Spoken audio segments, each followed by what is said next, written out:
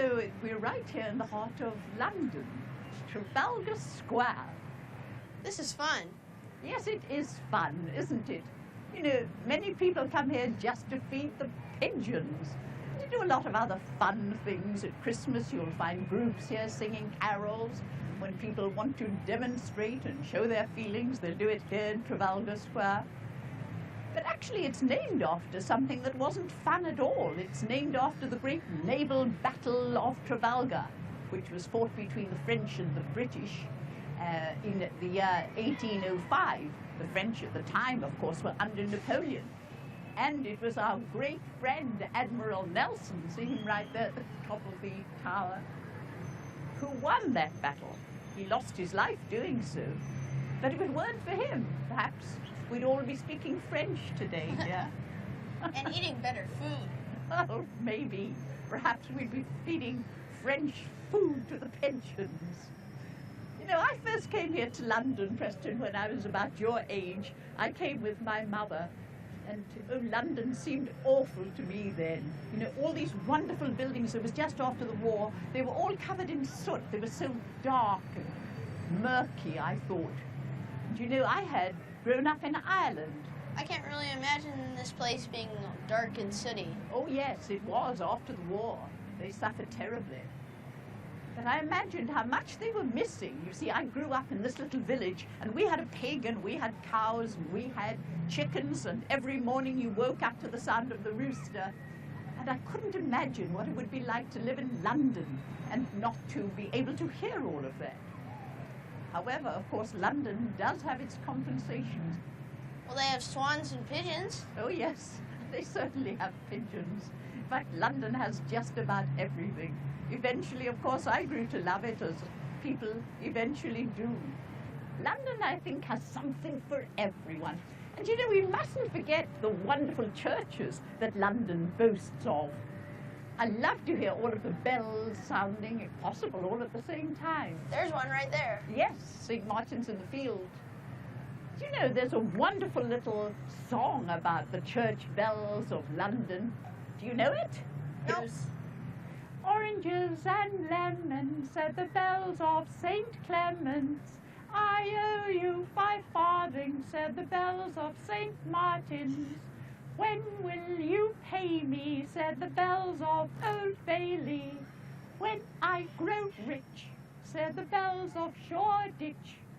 When will that be, said the bells of Stepney. I'm sure I don't know, say the great bells of Bow. I love to hear them all clanging together. You know, until relatively recent times, the church bells were probably the loudest sound that people ever heard. No, wouldn't guns be? Well, if you were in a battle, like the Battle of Trafalgar, but for the everyday person, sounds weren't very loud at all. It's pretty loud here. There's lots of buses and cars revving their engines and honking. Oh yes, indeed there are. Just imagine what it would be like to have no sound, not to be able to hear. You know, we take all of the sound so much for granted. I really can't imagine what it'd be like to not hear anything. Well, actually, deaf people don't live in a totally silent world, as many people think they do. They do feel vibrations of sound. For instance, I've heard it said that if you put your ear to the ground, you can hear a train going a long way off, even though you cannot see it, just simply from the vibrations. I read somewhere that the Native Americans put their ears on the ground to hear a buffalo in the distance, Yes, to know if they're in that area. Yes, I've heard that too, that they could tell if there were buffalo just from the vibrations they got. The play we're going to see today, it's about a Scottish girl, Evelyn Glennie. You know, she became deaf when she was only 8 years old, and yet she went on to become the world's greatest percussionist. That's a pretty great feat. Isn't a percussion instrument one you bang with a stick? Yes, the striking of any instrument, like a xylophone, triangle, we have drums, anything that you could strike with a stick. In fact, probably the percussion was the first instrument invented. No, the voice. Well, yes, if we count the voice as an instrument. But right from the beginning, probably mankind was able to bang together stones or perhaps bones of animals. And we do know that cymbals and drums were used in ancient times. Well, the place sounds really neat. Why don't we go? All right, let's.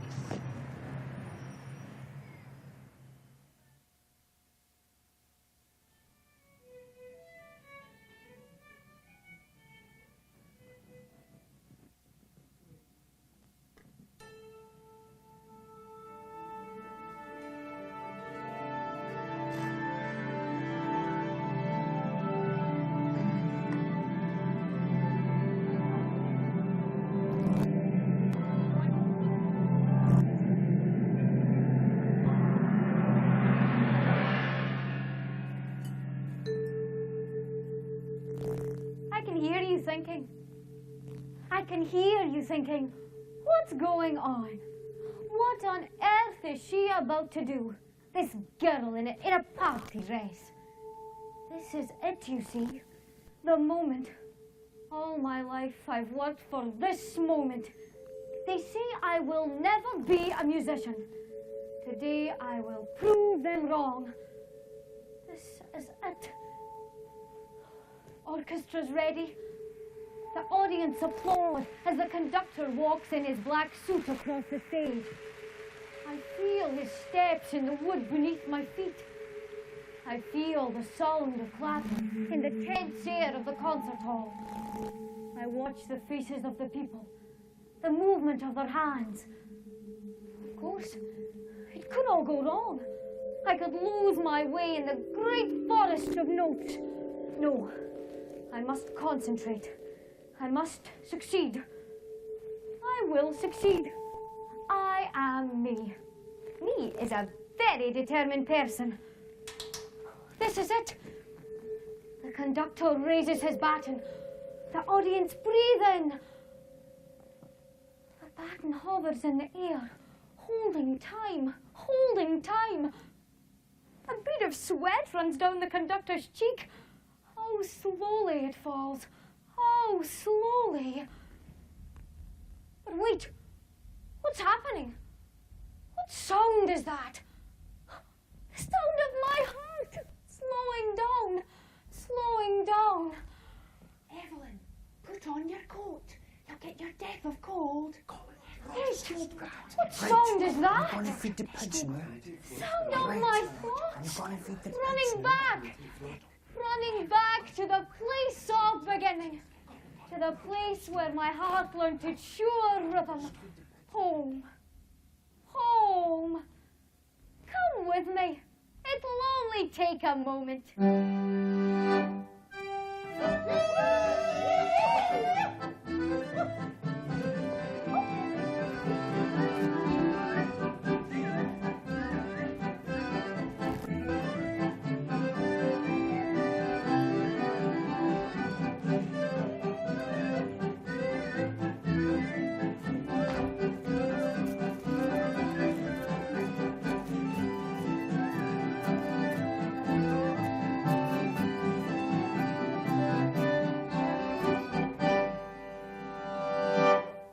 When I was a child, I lived on a farm.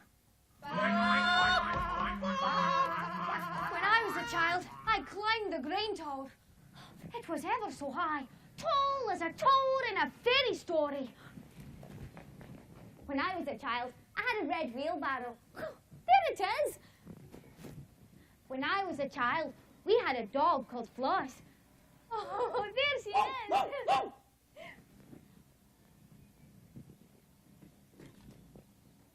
When I was 8 years old, I climbed to the top of the grain tower. I tried to pull down clouds. When I was a child, I could hear fields waking up, stretching their muddy arms. I could hear the wind comb the long grass all day. I could hear the world sigh at 4 o'clock and the slow breathing of the earth at night. From the top of the tower, you could see the whole farm. Beyond the farm, the field. Beyond the field, the future! When I was a child, I climbed to the top of the grain tower and was queen of everything I saw. Evelyn! That's my mother. What are you doing? I'm fine. You'll be fine down here too, on solid ground. Get down! Get down! But her voice was blown away. What now? Evelyn's climbed to the top of the grain tower. Ah, it's no the first time. My father. She's only 8. Old enough to climb up, old enough to climb down. It's 30 feet. Aye, it's a tall tower. 30 feet up, a girl in the sky. Look, Mom! No! Ah, she's testing herself. She's tasting me. I'm testing myself. Come down now. She'll come down when she's ready. Where are you going? I've got to feed the pigs. Pigs? You care more about your pigs than your daughter up the grain tower. That's no true. I care more about you than I care about the pigs. And I care about the pigs a great deal. Oh, flattered I am. My parents dancing in the yard. Very strange. I watched them from the grain tower. My mother full of fret, worrying about the future. Her movements quick, busy. Oh, wait and feed the pigs before I fall down, Dizzy. My father always walks at the same pace. His movements measured, appearing calm. It's a trick, he says. Patience is a virtue. No, get off, it's mine. No, well, come and get it then if you want it. It's mine. No. What is mine? Slow down there. Why? Why? Why indeed? Why not? Two brothers, chalk and cheese and chalk. Different like low ground and high ground. Always fighting, cat and dog. Colin, Roger, stop that. Evelyn, get down. Come on now, Piggy Wiggies. Come on now. Breakfast time, Piggy Wiggies. Come on now. Come on, Piggies. Come on now. Come on, Piggy Piggies. My family.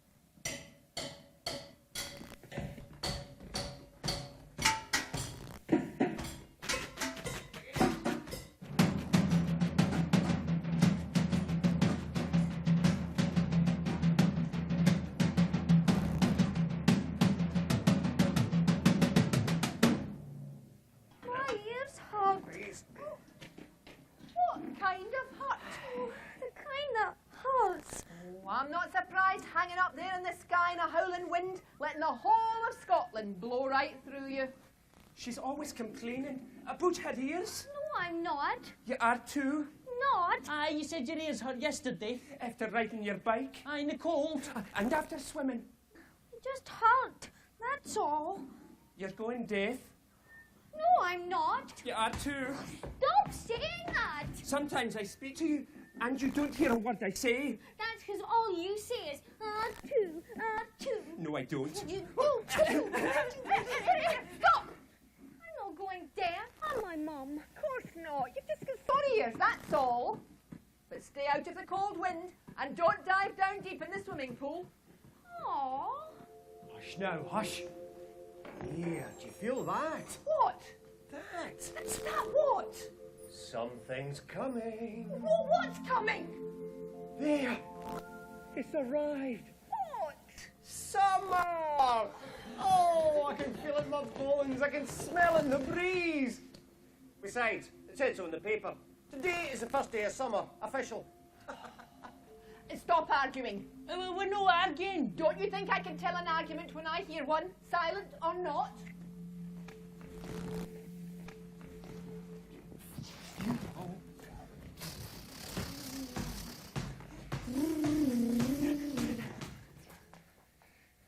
I love the summer. Hey, we could put a tent up. Why?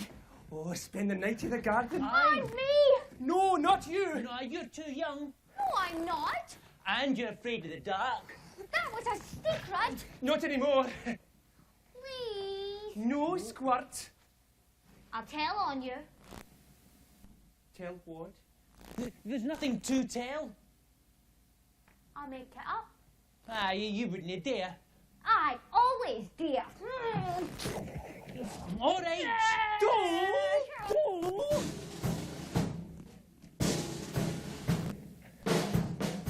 That's your bit.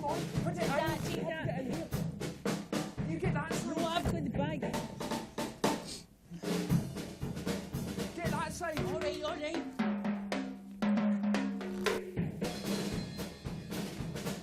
He's going now. Up.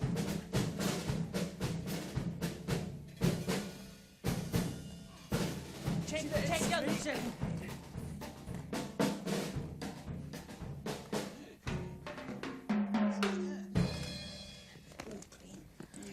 I love my brothers. I hate my brothers. I love my brothers.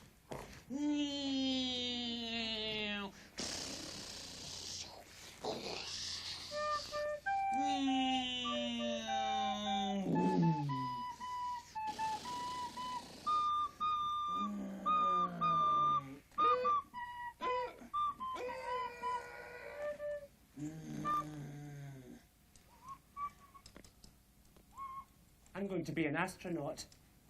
When? When I'm grown up, like the man in this book. He goes to different planets What for? to see what's there. Well, I'm going to be a farmer, like Dad. What are you going to do, Ev? Don't know.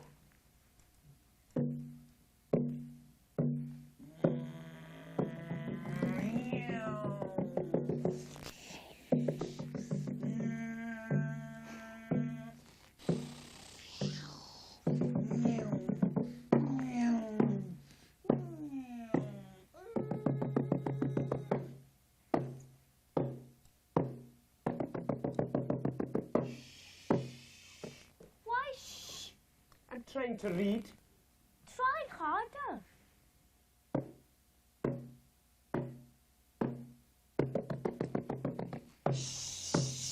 Why shh? Well, I can't hear myself think. Think louder.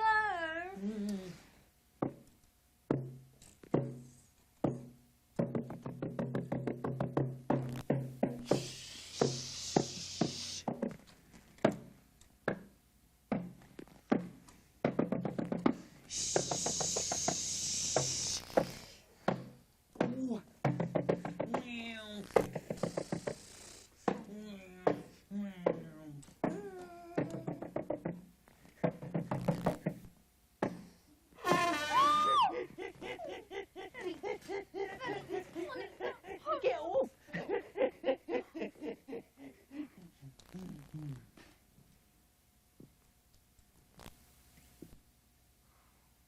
Where is it? Where's what? My drum. I never saw a drum. Did you see a drum? Yeah, it was over. No. No. Did you ever see a plane with no wings? You wouldn't dare.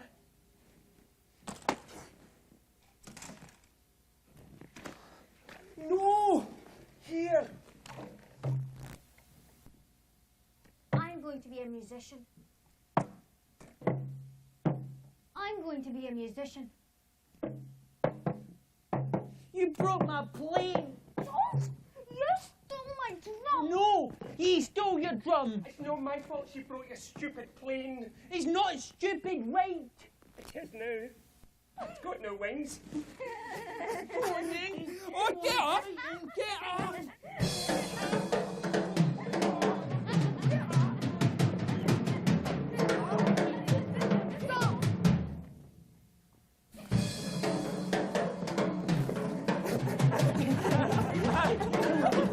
Stop! You will stop that now! Stop! She started it. I never did. She did, she did. I hate my brothers. I love my brothers. I hate my brothers. If you three could sell arguments, you'd be millionaires. It was true. And I don't want to hear who started it. Was never me. Oh, it's always someone else. And Father used to say, 3 is an argumentative number. Evelyn, slow down on that bicycle. whole seasons passed in squabbles. It was great. And I would ride my bike through the changing year, watching the leaves fall, the sky turn rooftop grey. Don't ride into the wind, Evelyn. It'll hurt your ears. It's going to snow. Cover your ears. Oh, not you, you silly man. Evelyn. Look, Mom! No harm! Be careful. Ah, she's testing herself. She's testing me. Cheerio!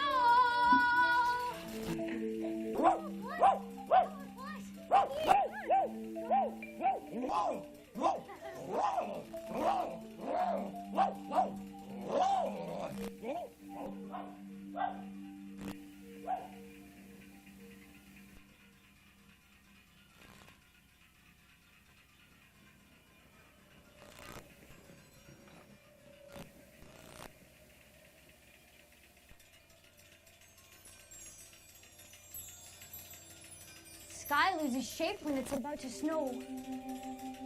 The wind drops to the ground and lies still. All the fields look strange, unknown, hidden by snow that sinks me up to the knee. All around me a white muffler, all sound smothered. I listen.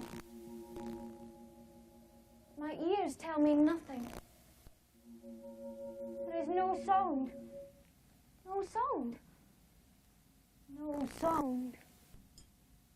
The world has lost its voice. It cannot reach me. I'm lost!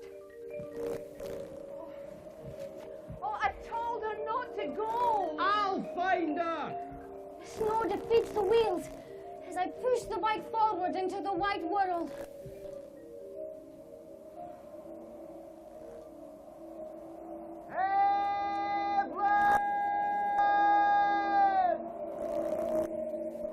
Into the silence.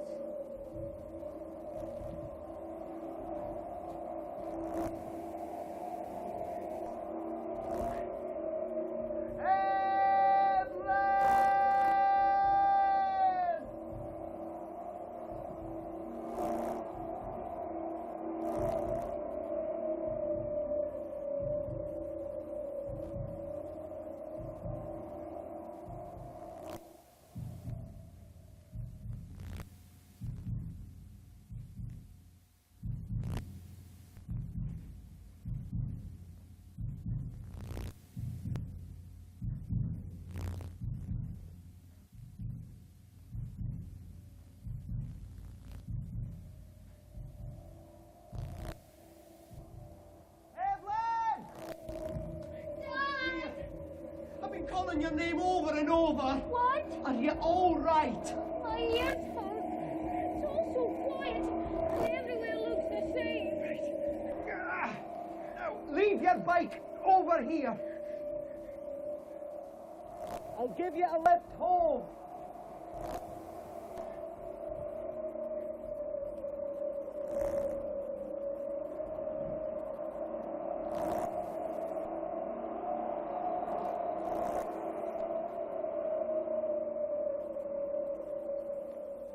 Dad, What now?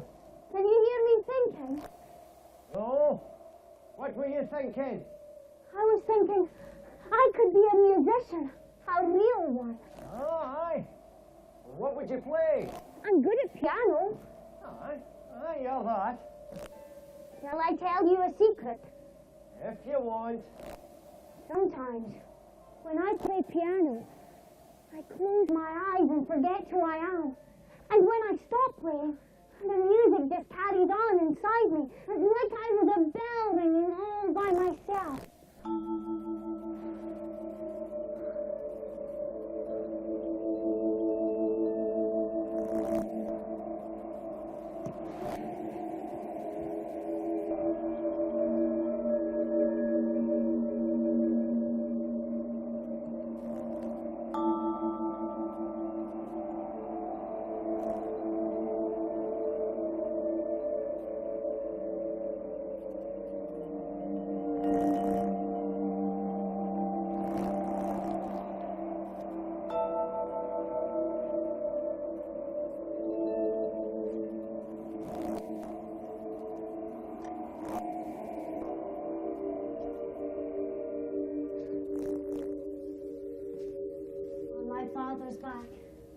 drifted through the world.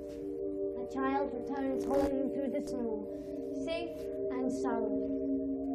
On my father's back I ride, and listen to his breathing, listen to the beating of his heart. On my father's back I ride.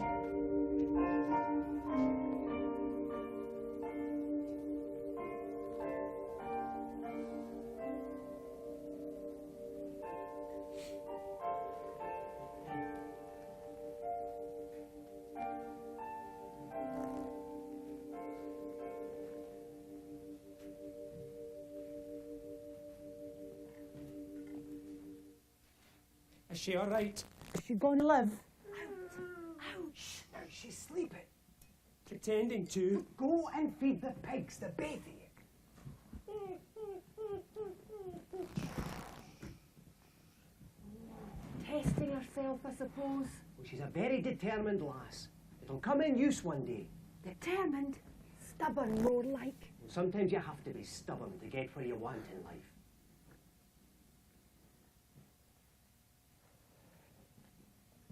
Oh, I'm worried for her. For why? She keeps saying that her ears hurt. Sure, it's nothing to worry about. Oh, it seems worse than before. Sometimes she doesn't seem to hear me at all. She says she loves music. She wants to be a concert pianist. Tell me the same. Perhaps we should get her ears tested. Aye, well, I mean, there's no harm in it, I suppose. Look, don't worry now. Oh, you worry too. Only you hide it. Aye, well. After Christmas, then. A taste.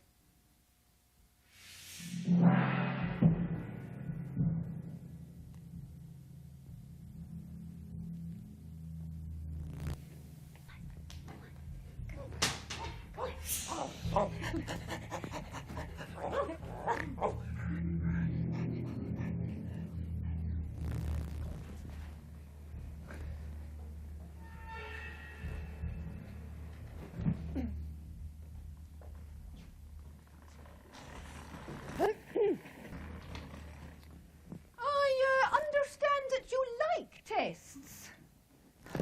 We test everyone. You're no one special.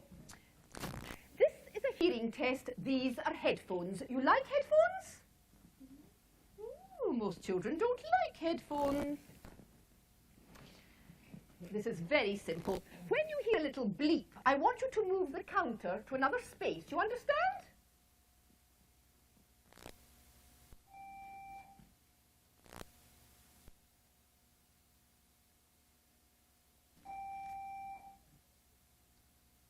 You're not trying very hard. Listen to the bleeps. What? Listen to the bleeps.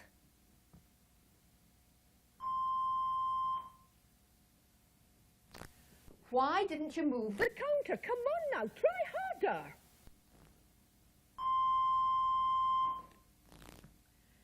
You're being very difficult.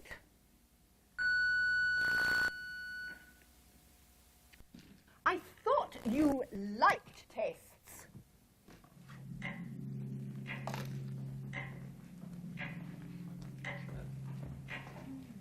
Morning.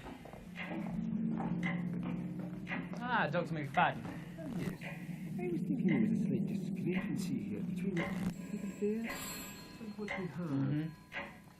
Yes, area 2. This is the area we'll have to concentrate on. Okay, lovely. Thank you. Okay.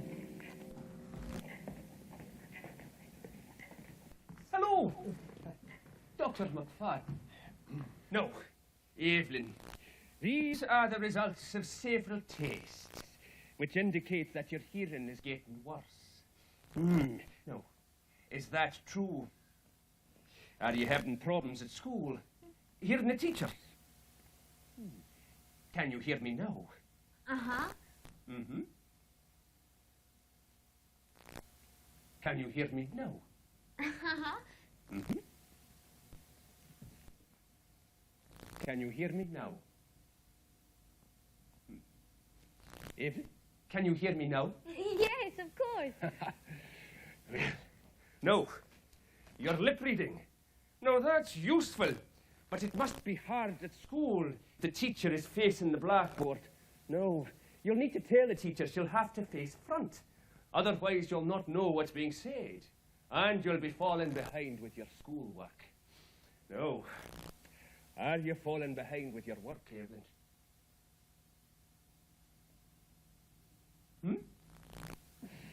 Yes. So, what can you hear? Say in the playground. I hate the playground. I stay in and practice the piano. But what does the playground sound like?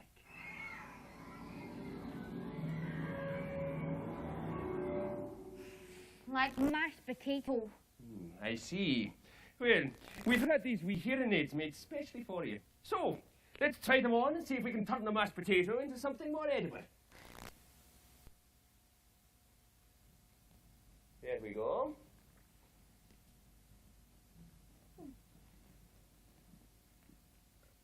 So, you like music, so I'm told. I love music. I'm going to be a musician. Ah, well, with these little contraptions, you should be able to hear yourself play the piano quite clearly. Now, it'll take a bit of getting used to. Twiddle with the volume. And with a bit of luck, you'll be able to hear things you haven't heard for ages. So, what can you hear now? I hear...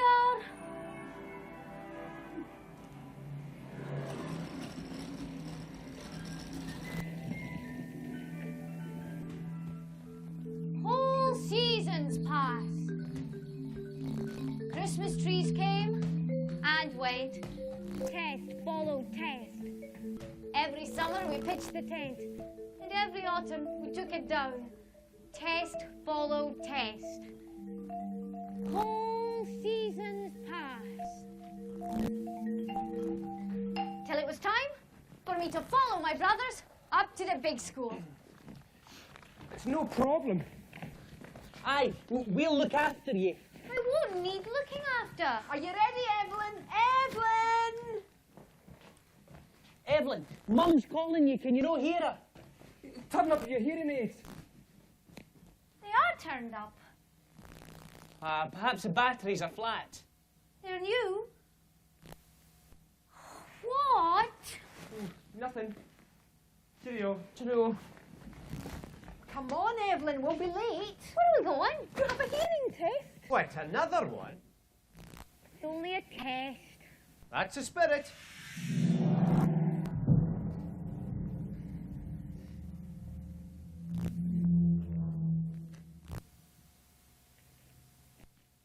So, how's the lip reading?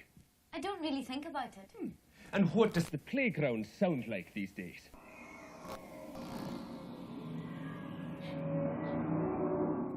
Like, Mashed potato. Even with the hearing aids. yes. Is everything all right? I'm afraid we're going to have to be realistic. What do you mean, realistic? Evelyn has suffered a gradual loss of hearing. You're going to have to send her to a special school for the deaf. She's not deaf. What did he say? I watched them talking, their lips moving. My mother's face is pale with shock and worry. And I can assure you it's a very good school. But she set her heart on the same school as her brothers. Outside Dad is waiting in the car. He doesn't know that I'm deaf. She's probably been able to hide her deafness and find ways of coping. But how did it happen? Oh, some gradual damage to the nerves. Why? I don't know. We may never know. But I do know that Evelyn is profoundly deaf. I feel strange, different. The world is changing shape in front of me. It shifts in size, becoming flat and white. And something tells me that when I leave this room, nothing will be quite the same again. I will be deaf. It's official. And silence falls around me like snow.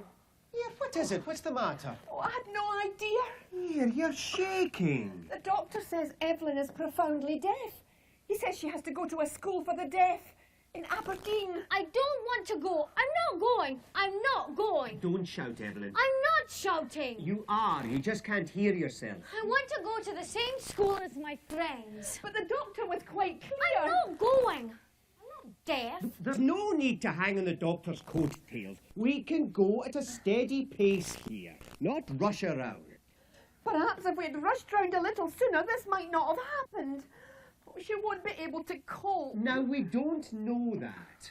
Besides, our brothers can help. I won't need help. Oh, we all need help, Evelyn. I mean, could I run this farm without your mother? Oh, hush now. I'm the one that runs the farm, with your help. Exactly. So, give the big school a try. Go with your friends. And if things are too difficult, well, we'll think again. Oh. Mum? And a big school it is, too. Ellen Academy.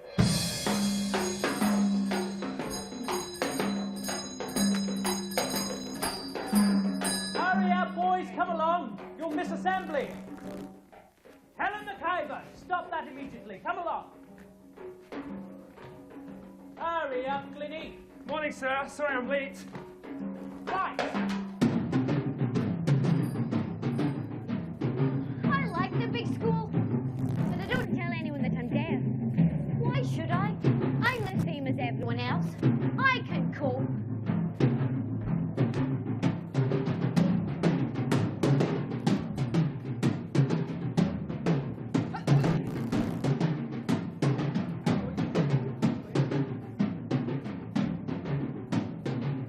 Evelyn, Yes, sir?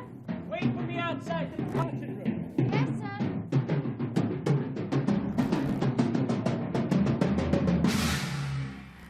Percussion room.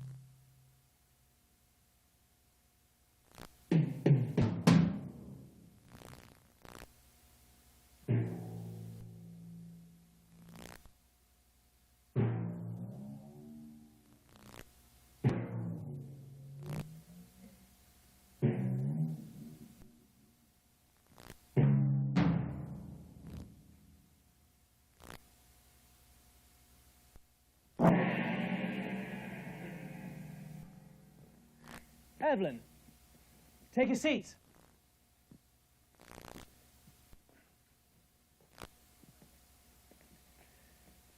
Now, Evelyn, do you know what a paradox is? Is it a bird? No. You see, according to this test, you have no musical ability. You cannot tell a high note from a low note. But it also says here that you've passed 6 grades in the piano. Now that is a paradox. Is there something you should tell me? No, sir. I don't think so, sir. Evelyn, according to this test, you have no musical ability. You have no sense of pitch. You have no sense of tone. Perhaps music is not the best thing for you. I love music. I want to be in the orchestra. Well, the piano may not be the best. That's why I was thinking about the drums. Percussion. Do you know what percussion is? Do you ever lose your temper, Evelyn? And what do you feel like doing when you lose your temper? I feel like... Striking out. But you know that's wrong. So you strike a drum instead. It's all about feelings, emotions, playing from the heart. Now this, over here, is a vibraphone.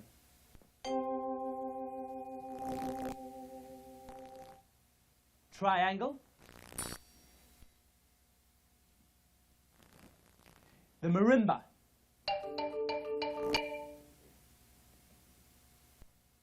The drums. Cymbal. The timpani. And this thing that you were whacking so energetically is a tam-tam.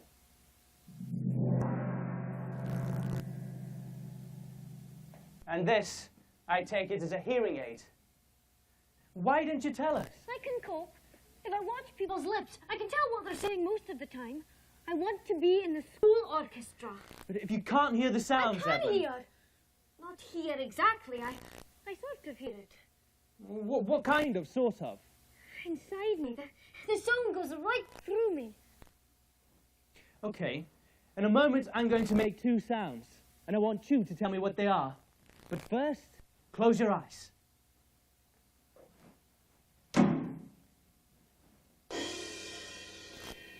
A door shutting, a cymbal crashing. That's remarkable. It's, Paradox? Yes, quite, Evelyn. A paradox.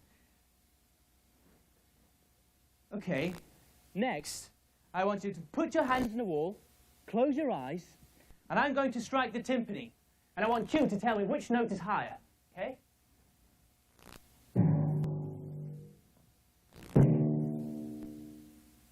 The second note was higher.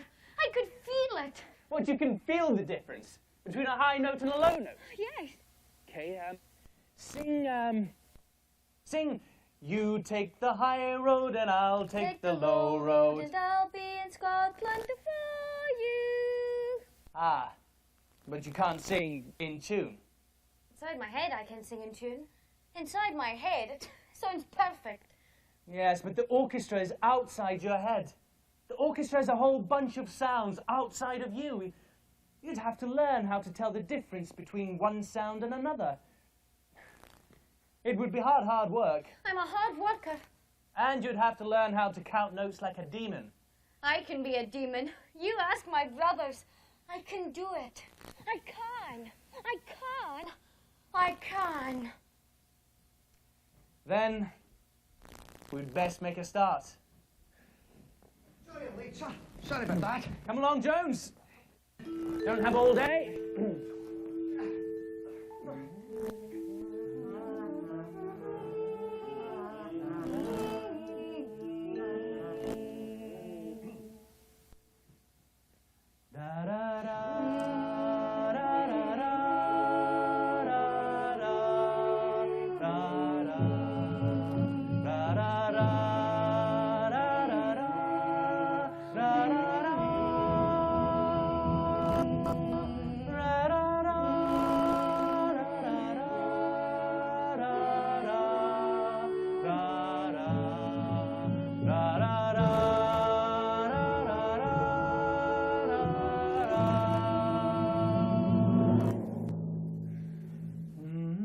Learning how to play, learning how to count, learning how to listen when I cannot hear. School life, home life, falling silent, learning how to play day after day, learning how to count time away. School life, home life, learning how to listen when I cannot hear.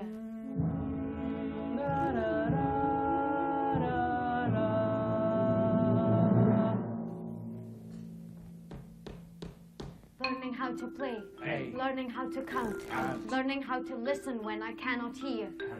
School life, home life, falling silent, learning how to play day after day, learning how to count time away.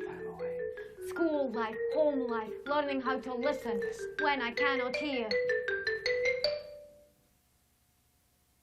Every day, the world became a little quieter, and the quieter it became, the more I knew, deep in my heart, that music was going to be my life.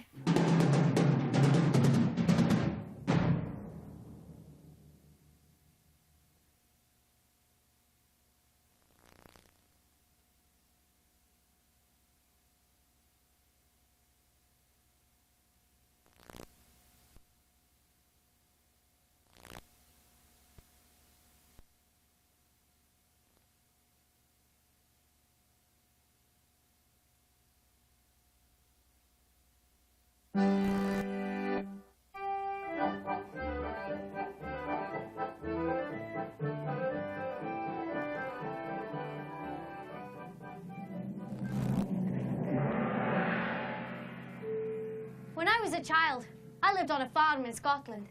I had 2 brothers, and we fought and fought. Till one day, we ran out of battles. Their lives and mine took different paths. Colin! Roger! Where are they? Ah, if they're playing football or something, I don't know. I never know these days. What's the matter? What? I had to make a decision, Evelyn. About the dog, about Floss. She was getting so old and sick. It didn't seem fair to see her suffer so. You killed her? No.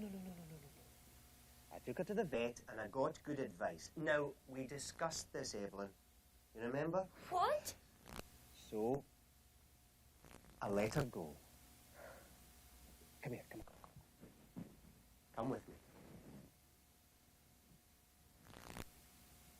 I buried her out here, Evelyn. Just there.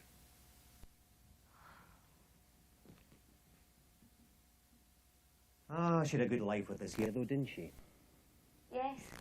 But she was getting so old and sick. It didn't seem fair to see her struggle so. Seems strange to think I won't ever see her again. Aye, but you'll always remember her. Why didn't you let us say goodbye? Because you'd have persuaded me to do the wrong thing. She's better off out of pain. I wish people, animals, could live forever. Aye, well, you know, there comes a time when you're ready to go. It's just the way of things. I mean, nothing stays the same. Everything moves on. I wish it wouldn't. Aye, well, it's just now that you feel like that. But you'll grow up too. You'll move on and you'll move away. And then you'll have to learn how to get by on your own. I mean, everyone has to in the end. Poor Floss. Aye, we'll miss her. We'll always remember her. And in that way, it... sometimes, Evelyn, there are just nae words.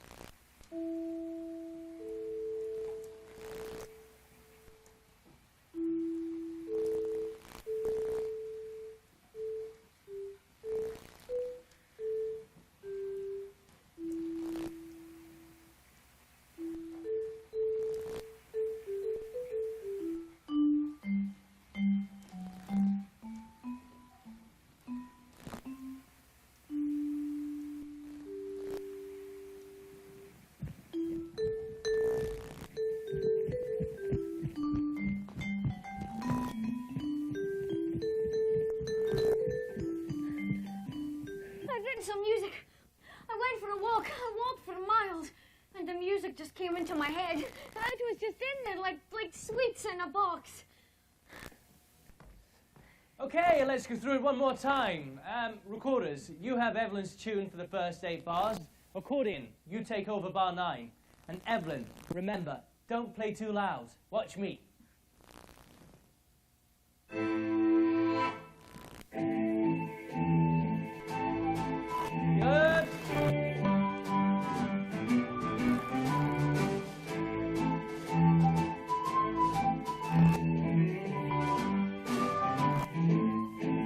And accordion.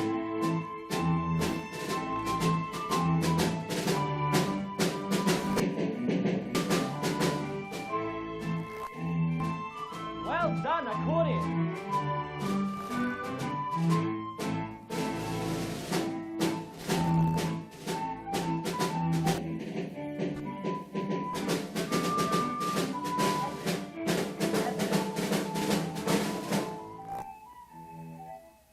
I told you it'd be hard work. Hard work for me? What's wrong with them? Well, it's hard work for them too. Sometimes you play too soft, sometimes too loud. Whole seasons passed. Christmas trees came and went. Sometimes I'd play too loud. Sometimes too soft. Sometimes the others would be annoyed with me. Sometimes I'd cry with frustration. Sometimes I couldn't cope.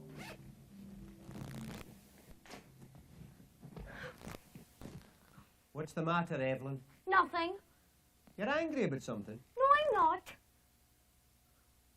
Frustrated then? I'm not frustrated. I can cope.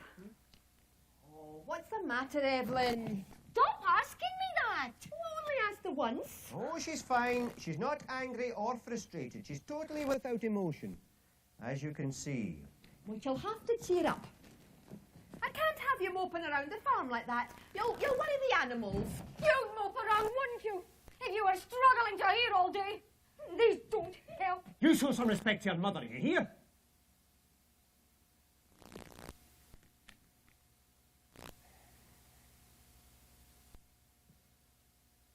Some respect.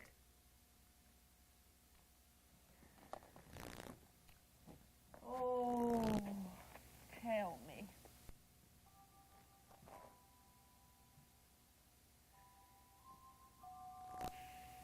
Sometimes I wish, with every beat of my heart, I could hear things that everyone else hears.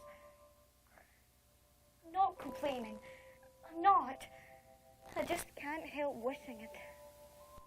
Just to hear simple sounds like water running from a tap, from a stream, falling from the roof in a storm, people laughing, clapping, pop songs, anything. Wish that I could hear your voice. Dad's voice.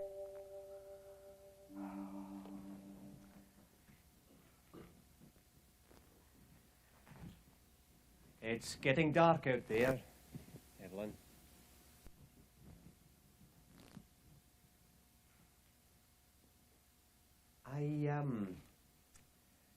I heard Evelyn playing the drums yesterday.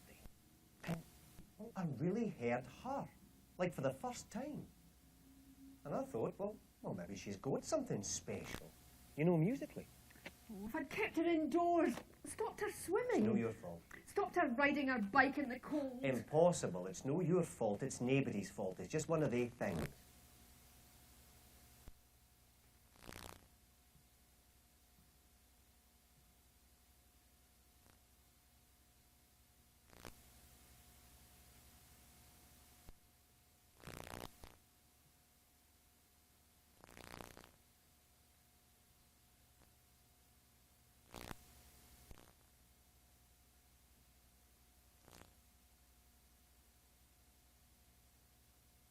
Sorry. I could say I understand, but it wouldn't be the truth. No one that can hear really knows. No one really knows what it's like to be someone else. How's school? Nellie, Smelly? there are two boys in the orchestra who play football all lunch hours. And they sweat buckets. Then they come into practice and they stink like stink bombs. And they're going to stink all through our marathon. What marathon? I told you about the marathon. What, you're going to run a marathon? Oh, Mum's right. You don't listen. It's a music marathon. And the newspapers are coming. It's a big thing. Oh, I forgot. You know, with the farm and the pigs and the... We play music non-stop for 8 hours to raise money to buy hearing aids. And those bucket boys are going to really stink at the end of it. I thought you liked being part of the orchestra. I might as well not be there. No one can hear a note I play. But that's the whole point. It's a group sound. I feel lost in the group. It's like being a glass of water poured into a bath. You just become part of the whole thing. But that's the Point of an orchestra, I know. I'm just... Oh, well, if you feel like that, you might as well go solo. That's it. That's what I really enjoy. The moment I do the solo, everyone knows that the sounds are my responsibility. I made them. And if I get them wrong, it's my fault. That's when I feel alive. What are you talking about? I'm going to be a solo percussionist. Solo? Why not? On your own? I mean, there are no parts for solo percussionists, are there? Are there? I'll write them myself. She'll write them herself. I'll write one for the marathon. She'll write one for the marathon. I'll write one for the marathon. I'll write one for the marathon. I'll write one for the marathon.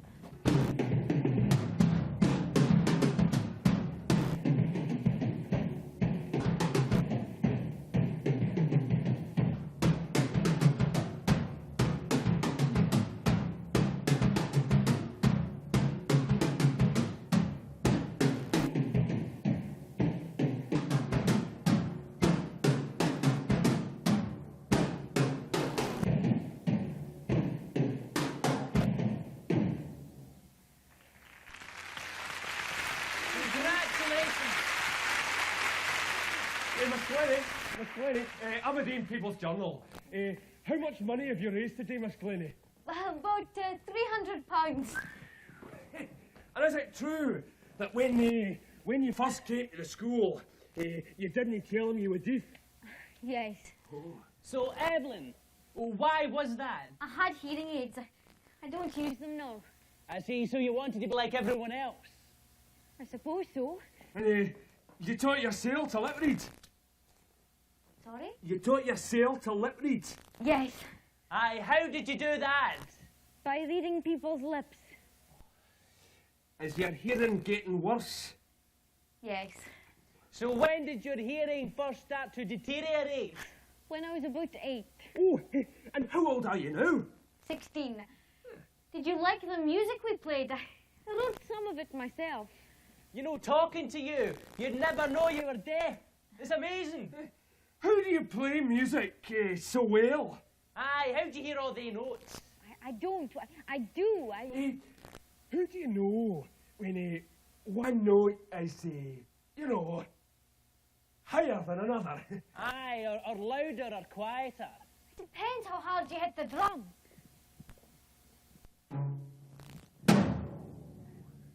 It's wood pressure. Aye, but you can't hear if it's right or wrong. I feel the note inside me. Different vibrations mean different things. It's like having ears on the inside.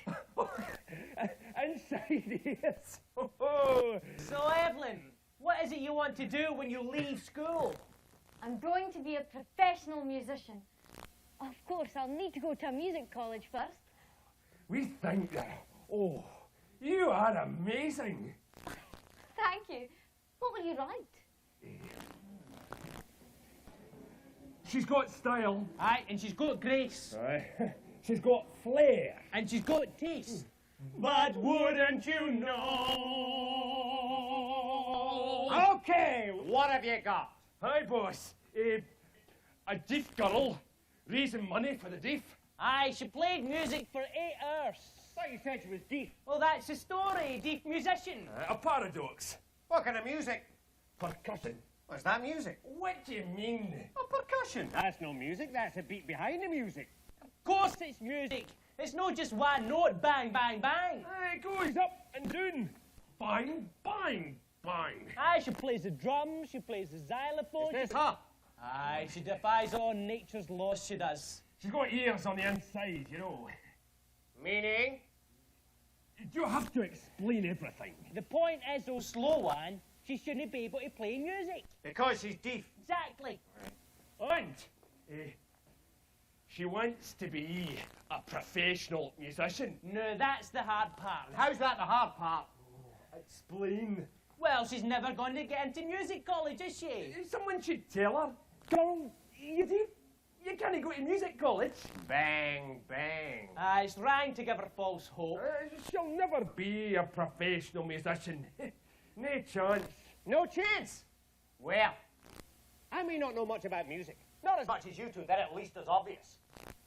But I do know there's something about this girl. I can see it. I can smell it. I've got a nose on the inside when it comes to stories. So, you and you, follow this girl's story.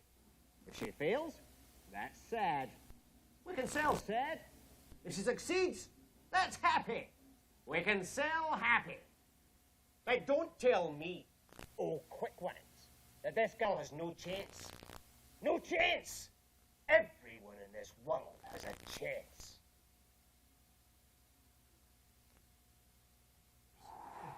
Aye, give me your headline.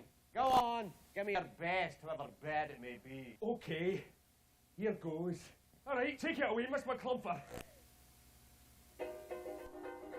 She's got style, she's got grace, she's got flair, she's got taste. But wouldn't you know, she's as deaf as a stone. That's the headline. Deaf as a stone. What's wrong with that? Can he say that? Why no? Because it's crude, it's rude, it's coarse, and it's cheap. It probably isn't even true. Well, why don't you come up with a headline then, editor, sir? Shut up! I'll give you a headline. Amazing Evelyn! Deaf, but she makes music. Shall I say it again? No, no. It's perfect. Precise, clever. Aye, and it's got a kind of anti-rhythm of its own. I like this girl. I like her smile. I like honest endeavour. So, print the story with my headline. Do it.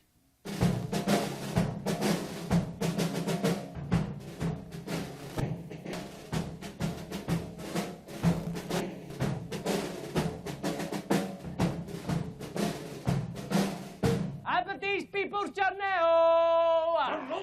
Aberdeen's People's Journal! Journal?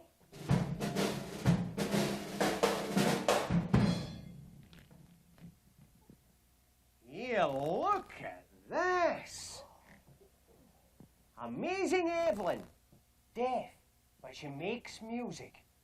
Yeah, the press are fair taking an interest in Evelyn. Ooh, there's no harm in a bit of publicity. No, now the whole world knows that I'm deaf. Oh, I don't think the whole world reads the Aberdeen People's Journal.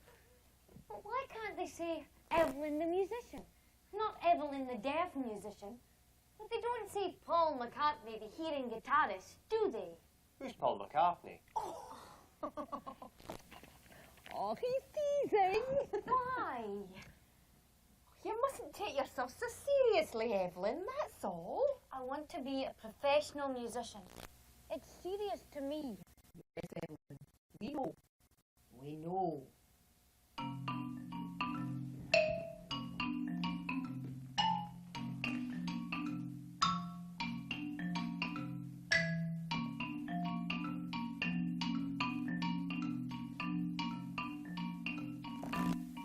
Good morning! I'm the careers officer. So, you know why I'm here? Talk about my career. I'm here to talk about your career. I can't hear, so you don't have to shout. You lip read? Getting better? No hearing aid. Nope. So, what kind of job do you want to do? I'm going to be a professional musician. I hate that smile. A professional musician. I'll need to go to a music college. You're a bright girl. No levels. She hasn't heard me. Why not try? No. She's deaf on the outside. You could help other disabled people. I'm not disabled. Let's start again. I told you, I want to be a musician. I'm going to play at the Albert Hall in London with the school's percussion ensemble. Evelyn. You can be a musician. And a wonderful hobby it'll be. But it can't be a job, not for you. I know what I want. I'm very determined.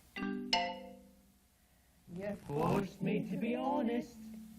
Evelyn, you are deaf. I could scream. deaf people do not become professional musicians. And don't tell me about Beethoven. Beethoven was a genius. It's impossible for you. Best to give up now and avoid disappointment later on. You must give this idea up. However much you enjoy music, There's other things you can do. Why not be a teacher? Oh, a hairdresser. Oh, a nanny. Oh, why not be an accountant? Oh, oh, oh, oh.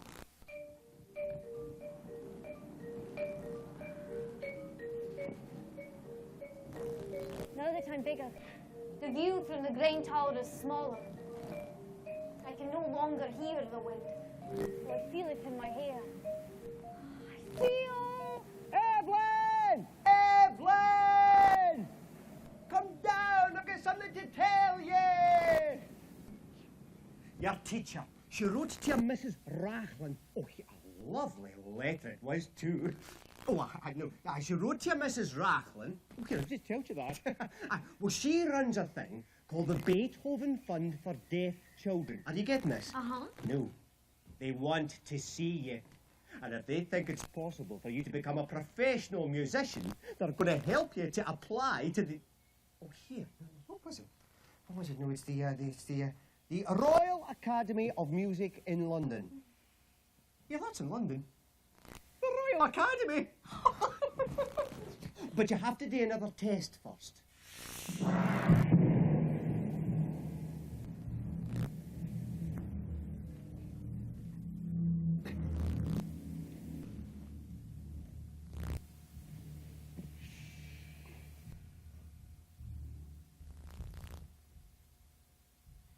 Now, Evelyn, Mrs. Rachlin tells me that you're an exceptionally talented musician. Oh, well, I believe her. That is no longer the question. The question now is whether it's possible for you to study at a music college, keep up with the other students, and eventually become a professional musician in an orchestra. You see, that is what Mrs. Rachlin needs to know to support your application to the Royal Academy. Therefore, I have been asked to give you a hearing test to see if that is possible. Now, it's a very, very, very simple test. All you have to do is acknowledge me whenever you hear me beat this drum. Okay? Good.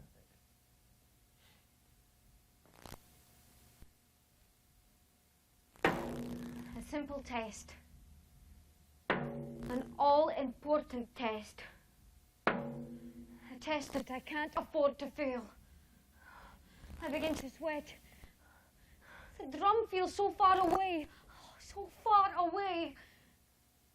I can't do this test. My mind drifts. I remember long ago pushing my bike into the silence, into the snow. All around me, a white muffler. All sound smothered. I listen. My ears tell me nothing. And then... Evelyn! my father's voice. No one that can hear really knows. Nobody really knows what it's like to be someone else. A simple test. An all-important test. A test that I'm failing because this is not the right test for me. Evelyn, I've spoken to the doctor and it's not good news, I'm afraid. I know how important music is to you, but if you can't hear, you can't learn. You won't be able to manage and you'll never get a job in an orchestra. That's his opinion, and it's mine too. I'm sorry. Please don't be upset. I'm not upset, Mrs. Rachlin. I'll just have to try harder to convince you. All I ask is that you come to the Albert Hall to watch me play. I'll show you. I'll show you.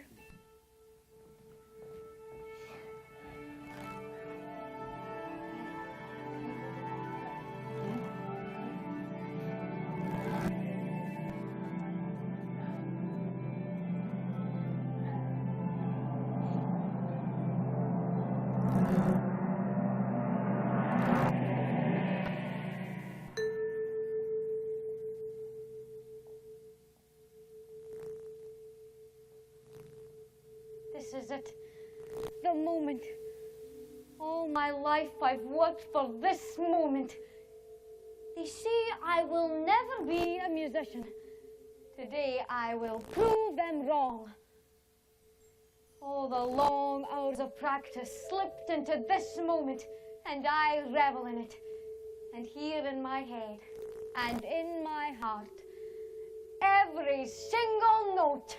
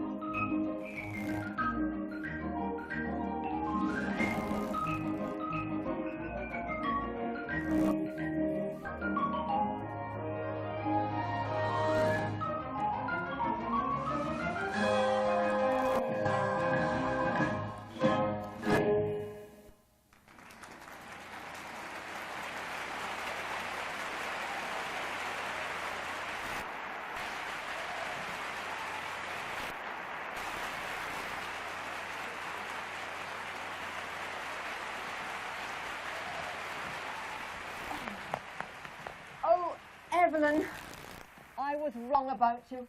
As soon as you lifted the sticks, I knew. You looked so right.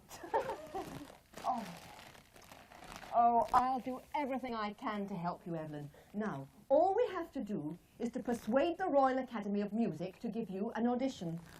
They won't believe a deaf girl can achieve what you have achieved, so you'll have to show them, like you've shown me. Another test. Then, after the audition comes the hard part. You go home and you wait for the letter. Okay, how's our deaf drummer? She played at the Royal Albert Hall. Headline, go on. Plucky, deaf girl. Deaf girl tunes into the sound of music. Talent triumphs over deafness. Better, now that's better. Now what next? Oh, now she's auditioned for the Royal Academy of Music. That's my girl. Now, will she get in? Well, I don't think she stands a hope in here. you? She's got guts, boss. Never takes no for an answer. But will she get into the academy? Boss, the girl's deaf. How can a deaf person become a professional musician? There's no way. So, the story ends in tears. Oh, well. We can sell that.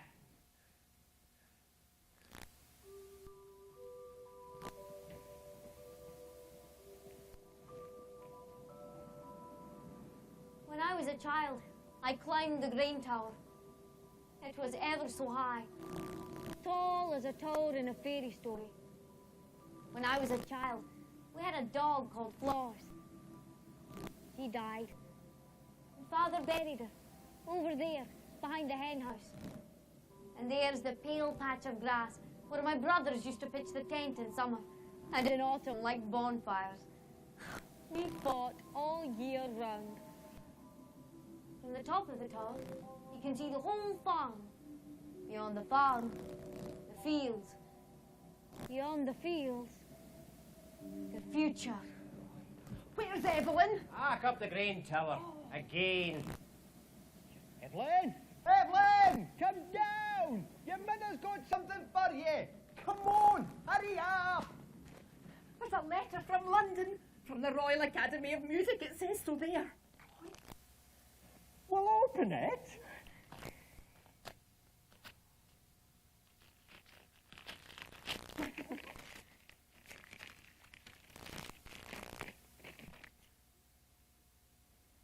Dear Evelyn, following your recent audition, we're pleased to offer you a place at the Royal Academy of Music. Congratulations. Term starts in September.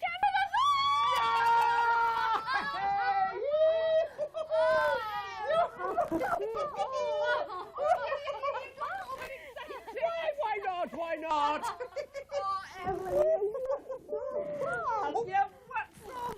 Oh, here, wait till I tell her brothers. And I'm going to tell her. She goes in. Oh, the Royal Academy of Music. Aye, we thought you were going to be a potato picker. Aye, at the Royal Academy of Scholars. Will you two ever grow up? Aren't you ever going to learn to take a joke? Yeah, we're only teasing. Aye, Terence Zening. We think it's great. Well, I do, because I've a brain. Whereas Roger... Stop it. Oh, I know you sound like Mum. Stop it, stop it, stop it. We'll miss you. Aye, in the farm. Present. I love my brothers. I hate my brothers. I love my brothers. Come on, hurry up, you'll miss your train. Come on, get your stuff on there. Come on. Right, now, where's the tickets? Who's got the ticket? Do you check the tickets in the pocket? Right, we've got everything else. Oh, London, why does everything have to be in London? Ah, it's always the same. Everything's doing and everything. The bunty and all that, the photo love, it's all in there. Congratulations! Oh, we knew you could do it. Aye, we never doubted it for a moment. And now you're off to London. To be a professional musician. Oh, a dream come true, eh? Just one last question. If you had one wish in the world, would you have your hearing back? I mean, if I had your hearing in my hand, would you take it? No, this is me. Me is a very determined person. Me is a very determined musician. Not a deaf musician, a musician. Do you understand? Do you? Oh, aye. Then don't call me a deaf musician ever again. One last photo. Here, great photographs. Scottish lads on road after yourself and work hard. Enjoy yourself. Play from the heart. Right. Hurry up, you miss a train. I feel so...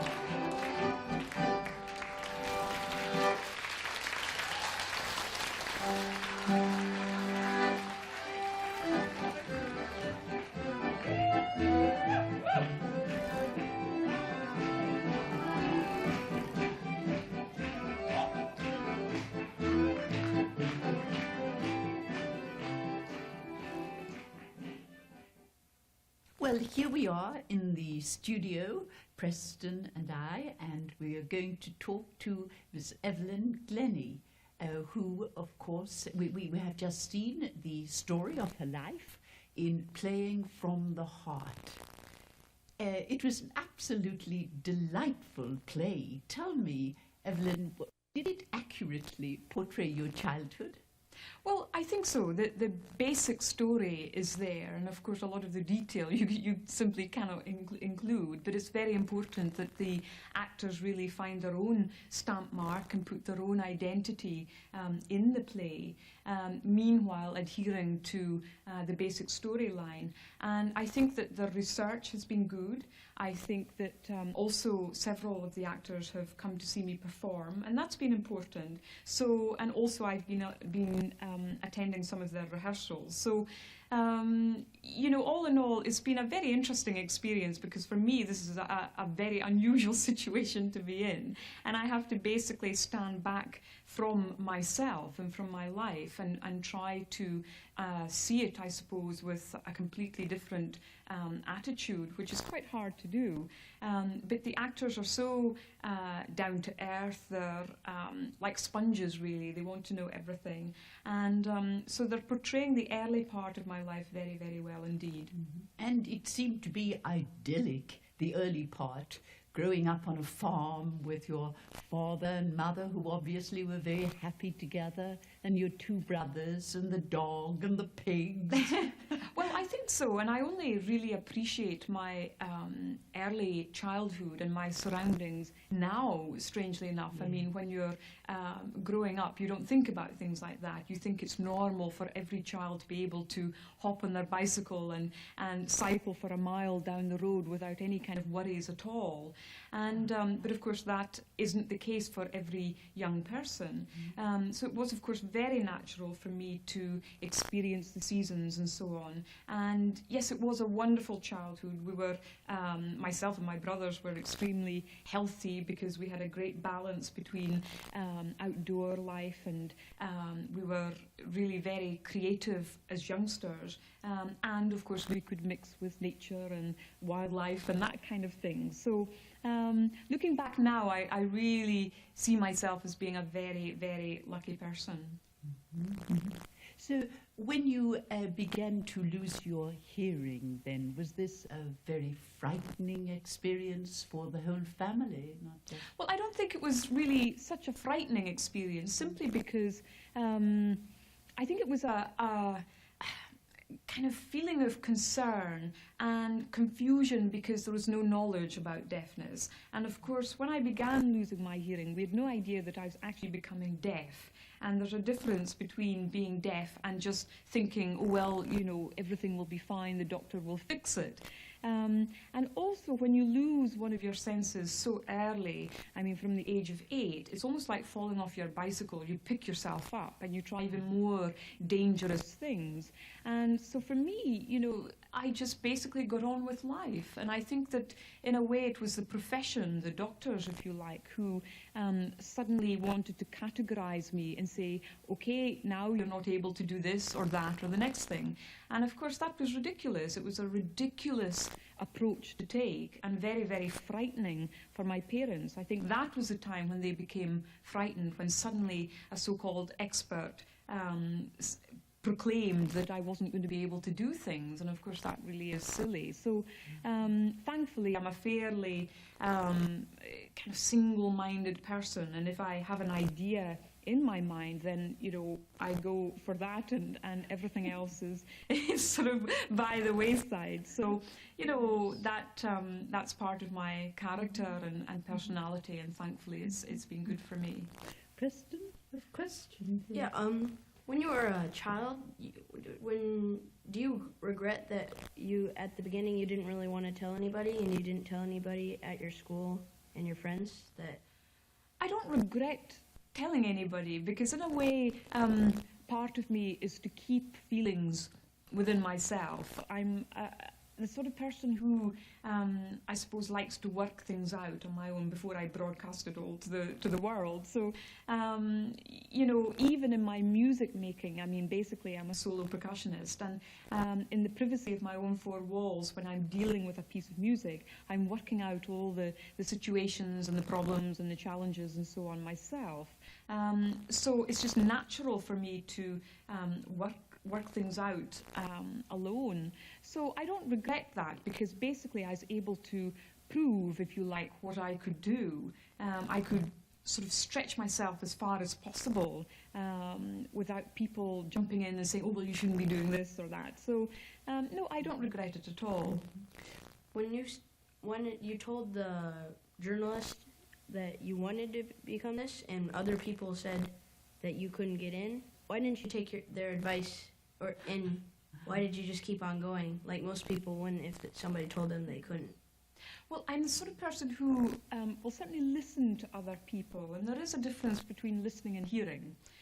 First of all, you know, we can all, if you like, hear things in our own way, but to really listen and to digest things, that is basically what my whole life is about. When I pick up a stick, for example, I want to experience that stick in my hand. I want to know what the stick is made of, the weight of it, the feel of it, everything. When I place it on a surface, I just put my whole body into that particular surface. With people, I concentrate, at the moment I'm concentrating on you, Preston. There is no one else around. I'm only interested in you. And so I think that really I can listen to people, but at the end of the day, I have to listen to myself. Otherwise, we become terribly confused with all the advice, and very sort of meaningful advice, caring advice. But at the end of the day, you know, I do believe in just trying things yourself. And if they don't work, they don't work. But nevertheless, you've had the experience of trying. So for me, it felt right to simply apply to the Royal Academy of Music and to carry on as a solo percussionist. I mean, I had far greater problems becoming a solo percussionist than I did sort of with my deafness. So I had to listen to myself, and even nowadays that's more so really the case.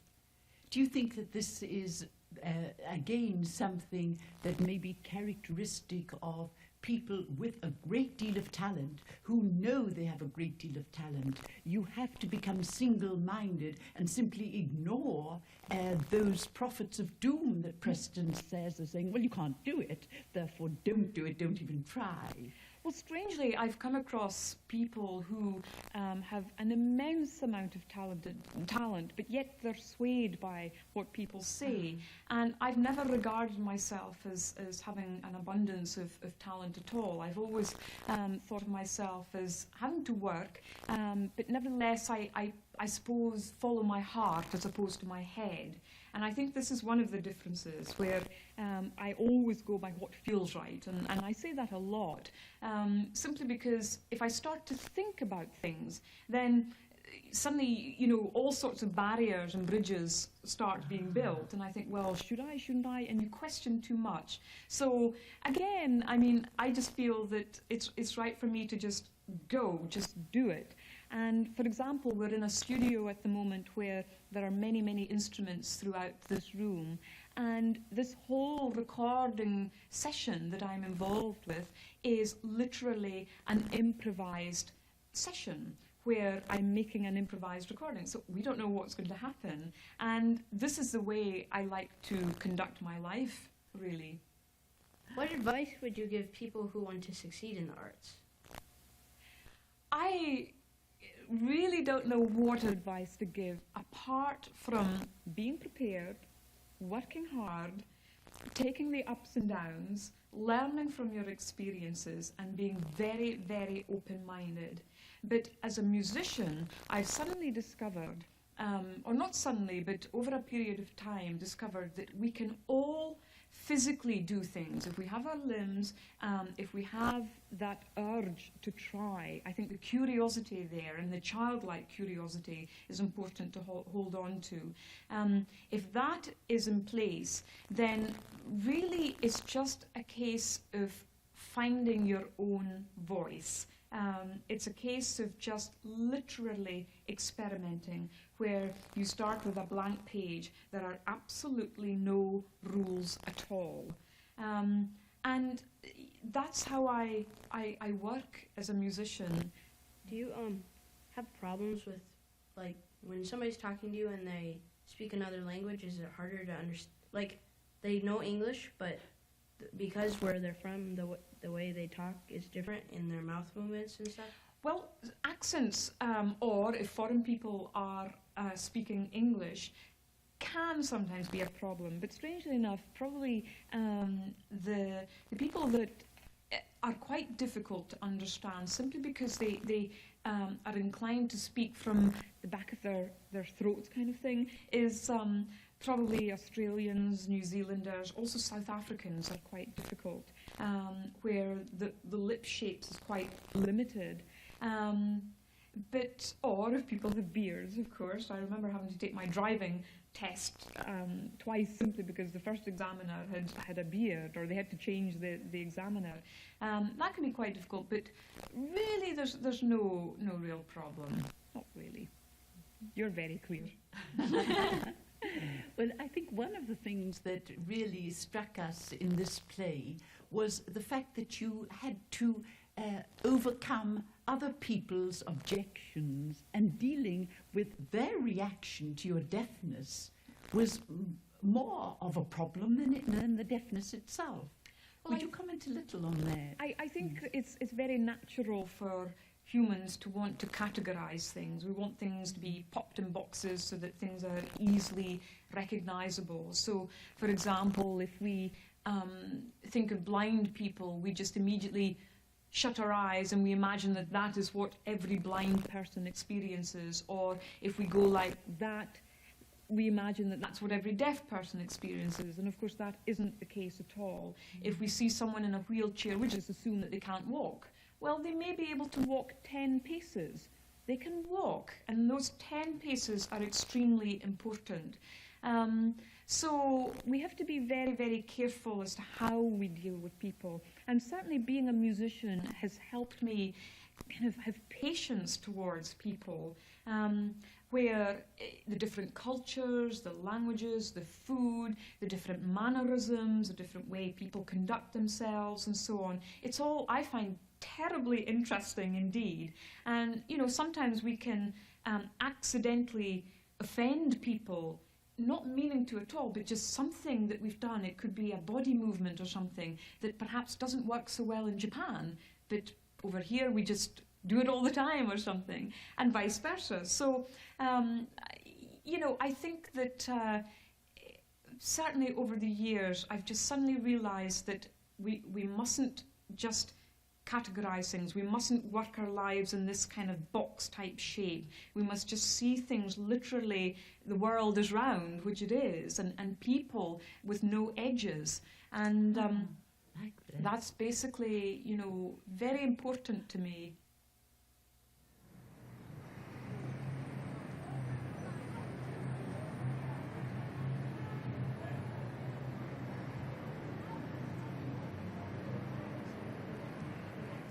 Well, that play certainly gave us a lot of food for thought. You know, it seems to me that when you lose one sense, you do develop the other senses to compensate for it. I think we could see, watching this play today, that deaf people can lip read, they can learn to make sign language, and they can take part in conversations. You know, the great musician Beethoven started to go deaf when he was only 29, and by the time he died at 57, he was completely deaf. Yet he wrote some of his very greatest work while he was deaf. I guess being blind or deaf probably makes your other senses more sensitive. More sensitive altogether, I think it probably does. Perhaps you use your imagination a little bit more in such circumstances. You know, Keats once said, "Heard melodies are sweet, but those unheard are sweeter." What did he mean by that?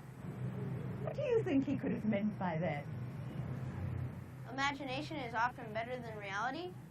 Perhaps. And what do you think Keats may have meant by that quote? We're happy you could join us today for this production of Global Stage, Playing from the Heart. And we hope you will join us for our next production from Global Stage. Thank you.